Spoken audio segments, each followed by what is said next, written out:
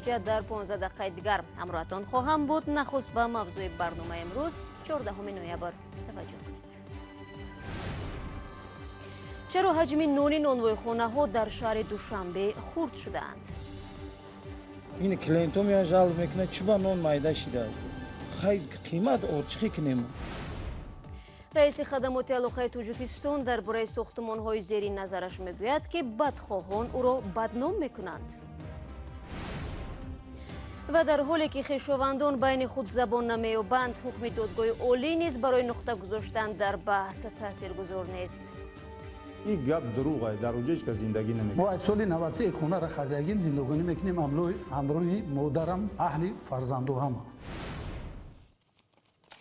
امروز در نشست شورای امنیت تاجیکستان موضوع حمله به دیدبانگاه اشغالات رودکی بررسی گردید. در این باره داستان کل وزیران کارهای داخلی و مدافع، رئیس کمیته دولتی امنیت ملی و فرمانده نیروهای مرزبانی به پرزیدنت گزارش دادند. در حادثه 6 نوامبر 15 حمله‌ور و چند تن از نیروهای مرزبانی و میلیسا کشته شدند. در شب روز حمله پرزیدنت تاجیکستان امامعلی رحمان با سفر رسمی در اروپا بود و این حادثه بار نخست در حضور او محاکمه می شود. در نشست مسئله اجرای قانونی عفو نیز مطرح شده است. منصور جان عمرов سردار ریاست زندان ها گفت تا کنون 6000 نفر از محبس ها آزاد گردیدند. پرزیدنت تاجیکستان در مورد پیشگیری عامل های کروپسیونی ضمن اجرای قانونی عفو دستور داده است. رو می‌ریم به موضوعهای دیگر. در بازارهای تاجیکستان نرخ ارد تقریباً 20% بالا رفته است. ساکنان کشور عادتاً دسترخوان خود را بی نان تصور کردن نمی‌توانند. بنابراین کمترین تغییرات در نرخ ارد شکایت آنها را در پی دارد. در یک سال اخیر بار ششم است ارد گران می‌شود. مقامات رسمی هم بارها تاکید نمودند که عامل‌های بیرونی و داخلی سبب افزایش قیمت‌ها می‌گردند. این بار بود قیمتی از کجا می‌وزد؟ از گزارش افسانه‌ای اکبر شو می‌فهمیم. اخیراً قیمت یک خلطه ارد 50 کیلویی در حدود شهر دوشنبه 40 تا 50 سومانی افزوده به مرز 220 سومانی رسیده است. افزایش به یک باره قیمت ارد موج ناراضگی ساکنان را به بار آورده است. زیرا ارد از محصولات نیاز هر روزه مردم است و گرانشوی آن ضربه به جیب خانواده‌ها زده است. پیشترک 180-70 سوم میگرفتیم. خیلی شد 220 سوم شده. گرانشوی قیمت ارد گندمی دکان‌های نانپزیر را نیز به مشکل روبرو کرده است. درآمد از نانفروشی به مراتب کاهش یافته، نانپزها راه‌های دیگری مطابق شدن به قیمت نوی ارد را جستجو دارند. این کلینتون یا جلب میکنه چی با نون مایده شده خیلی قیمت چی کنیم. مقامات خدمات ضد انحصاری افزایش به یک باره قیمت ارد و گندم در تاجیکستان را تایید کردند و میگویند دلیل آن مربوط به عامل واردات است. تقریبا در یک سال از 700 تا 1 میلیون تن گندمی که از جمهوری قزاقستان وارد می شود و در جمهوری تاجیکستان کار کرد می شود به ارد تبدیل داده می شود. یعنی نرخ ارد تحت تاثیر نرخ گندم در جمهوری قزاقستان می باشد. نسبت به سال گذشته نرخ گندم در جمهوری قزاقستان بیش از 20% افزایش یافت. مقامات اداره ضد انحصاری دولتی به خاطر پست کردن شدت بالاروی قیمت ارد و گندم محصولات ذخیروی خود را با قیمت‌های پایین‌تر از بازار آزاد به فروش برآورده است. اگنتی ذخیره‌های مادین از حکومت جمهوری تاجیکستان و کارخانه واحد دولتی استحصال، خرید، ذخیره و فروش محصولات نیاز اولیه شهر دوشنبه اینها به واسطه ارد و گندم وارد میکنند، کارکرد میکنند و در بازار با نرخ‌های ارزانتر میفروشند. تاجران در بعضی نقطه‌ها ارد قبلا وارد کرده را با قیمت‌های پست‌تر به فروش گذاشتند، اما انتظار می‌رود با ختم شدن ذخیره‌ها قیمت ارد در ارد فروشی‌ها بالا می‌رود. شما برنامه خبری رادیو آزادی را تماشا دارید. بک صبور رئیس خدمات علاقه و خدای رئیس جمهوری تاجیکستان که پیوسته برای فعالیت‌های تجارتی و محدودیت اینترنت تنقید می‌شود، این دفعه سببی به کندی پیش رفتن ساختمان بزرگ منزل‌ها در محله زرافشان پایتخت را توضیح داد.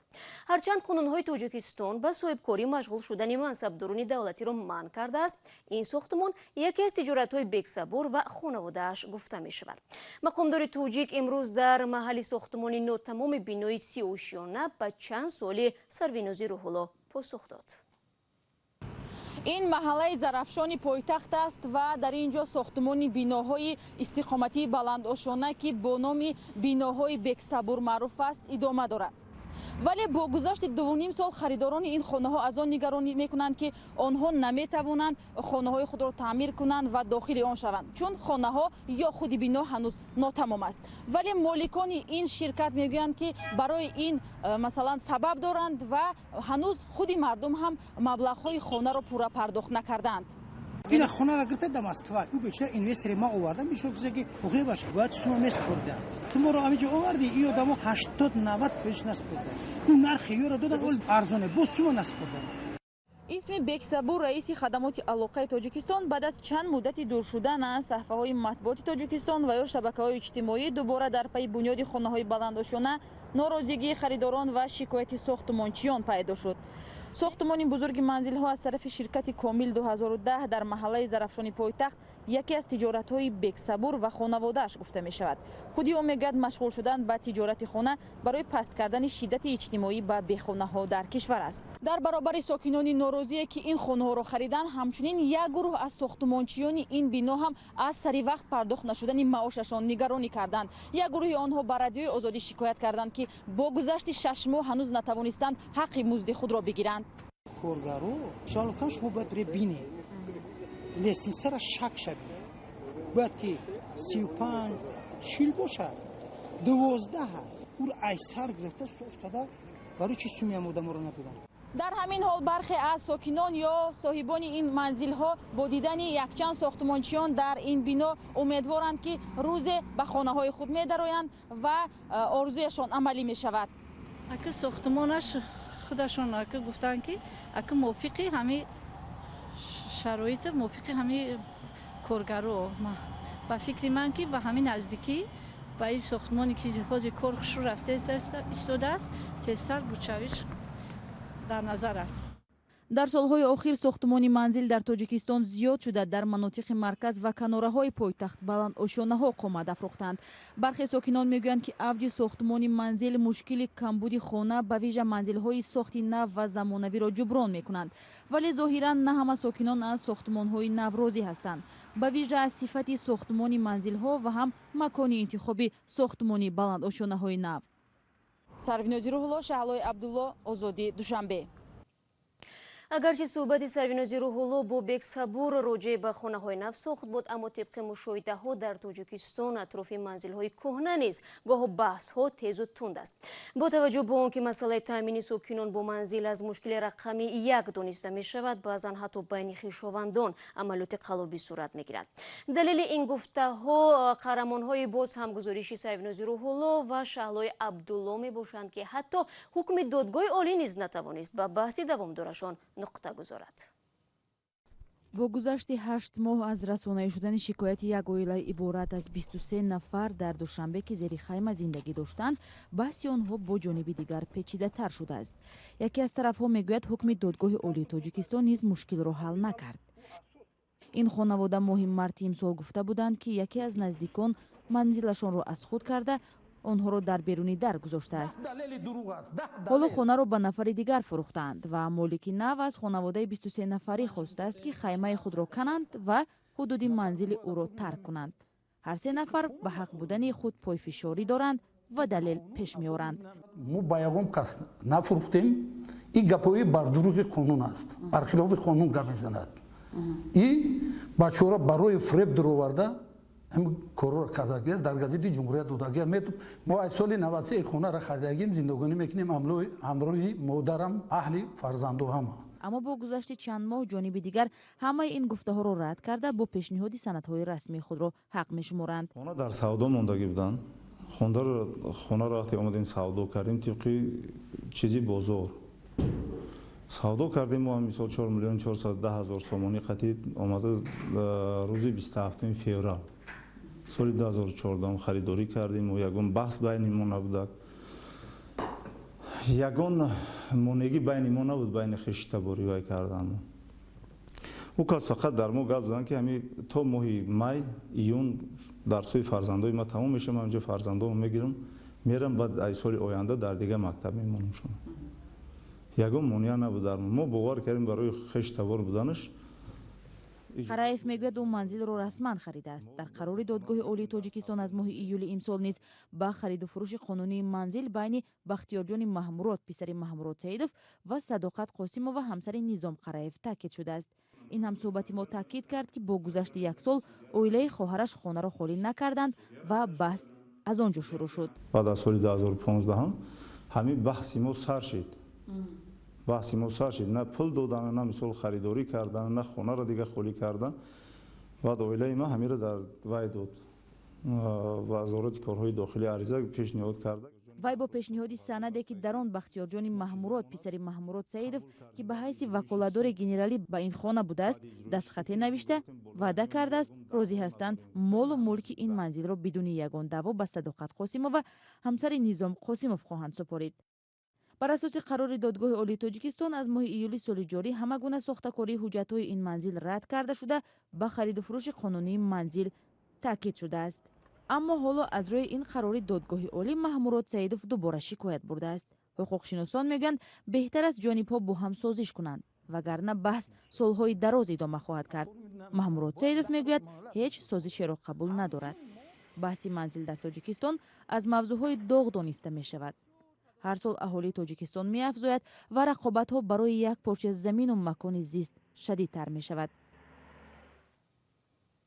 зоҳиран баҳси манзил ва сохтмони биноҳо хеле васеътар аз гузоришҳои имрӯза мебошад ва ҳамкорони мо дар Душанбе ва дигар шаҳру навоҳии Тоҷикистон ин мавзӯъро пайгирӣ доранд ва рӯзҳои оянда боз ҳам дар ин бора суҳбат хоҳем кард. То он замон шумо метавонед фикру назари худро ба сомонаи озодӣ зери нишонии www.ozodi.org ирсол намоед. об дар кӯзаву мо ташналабон мегардем ва ё ҷое ки об нест зиндагӣ нест. ба ҳамин мазмун ду коргардони ҷавони тоҷик филми мустанадеро наворбардорӣ карданд ки аз азоби беобии сокинони як минтақаи Тоҷикистон қисса мекунанд. Амриддин Олимов мегӯяд муаллифон умедворанд ки филми онҳо барои ҳалли мушкилоти садҳо нафар дар ноҳияи Исфара мусоидат хоҳад кард. сокинони шаҳраки Шуроб дар шимоли Тоҷикистон аз об танқисӣ мекашанд. шаҳраке ки дар 30 соли пеш зиёда аз 30 000 аҳолӣ дошт, имрӯз ҳамагӣ наздики 2000 нафар сокин боқӣ мондааст. мушкили об аксари сокинонро маҷбур кардааст ки тарки хонаҳои худ кунанд. дар замони шӯравӣ ин кор кард шуд аз ворух оби далери Имомалӣ ва Дилошуб Орифзода талош карданд дар филми мустанаде мушкили сокинони шаҳраки Шуробро баён кунанд. ҳамеша орзуи ман буд ки Шуроб ва Табошаҳро бубинам. ва вақте ки дидем мо сарамон ин фикр буд ки як вақте имкон шуд мо филми мустанад бисозем дар бораи ин шаҳрак. ва ҳамин гуна маблағгузор пайдо шудем мо ин филмро сохтем. муаллифон бо сабт ва намоиши ин филм талош карданд мушкили мардуми шаҳраки Шуробро ба намоиш гузоранд, то ин шаҳраки замони афсонавӣ ба об таъмин карда шавад. асари нав дар он ҷо зироатҳо роянд ва мардум ба оби тозаи ошомиданӣ дастрасӣ дошта бошад. мавзӯи доғи рӯз аст. яъне ки хеле дидам аз норасоии об аҳолӣ хеле азоб мекашад ва бояд дар дили онҳоро шунид. 10 рӯз тақрибан қати мардум зиндагӣ кардем ва то он ки мо сабт кунем қаҳрамонҳои муайян кардем, зиёда аз 100 нафар ки суҳбат кардем ва бисёр ҷолиб буд. мавзӯъҳои ҷолиб хеле зиёд аст дар ин шаҳр.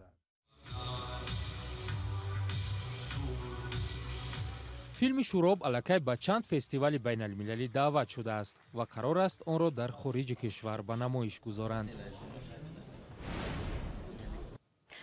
ва барномаи имрӯзро бо паёми як корбари озоди видео бо номи Хуршед Карим ба поён мерасонем, ки бо чунин мазмун ба рақами радиои озодӣ фиристодааст.